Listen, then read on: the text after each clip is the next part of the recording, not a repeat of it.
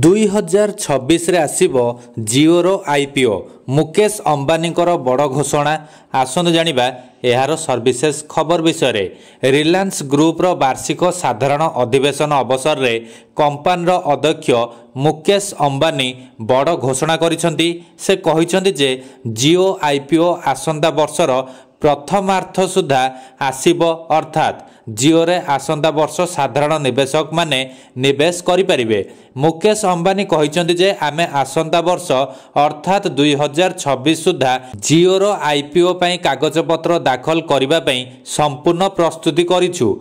Jio public issue 2027 आर्थिक वर्ष रे बाजार को आसीबो। एजीएम रे मुकेश अंबानी कंपनी रो अभिवृद्धि एवं राजस्व विषय रे मध्य सूचना दैछंती।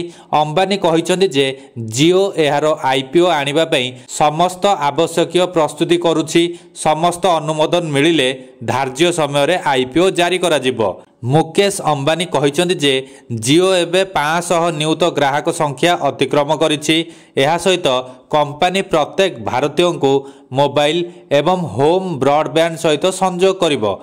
जिओ प्रत्येक भारतीय घर को Jio smart home, Jio TV plus, Jio TV OS एवं सीमलेस ऑटोमेशन भली डिजिटल सेवा सहित सज्जित करिवो। मुकेश अंबानी एजीएम रे रिलायंस ग्रुप रो आर्थिक प्रदर्शन रो तथ्य जारी करिसेंती। से कहिसेंती जे 2025 आर्थिक वर्ष रे रिलायंस 10,71,174 कोटी टंका अर्थात $125.3 बिलियन रो रेकर्ड राजस्व हासिल करिछि एवं भारत रे प्रथम कंपनी भाबरे $125 बिलियन वार्षिक राजस्व अतिक्रम करिछि। रिलायंस रो निजर लाभ 81,309 कोटी टंका अर्थात $9.8 बिलियन को वृद्धि पाइछि।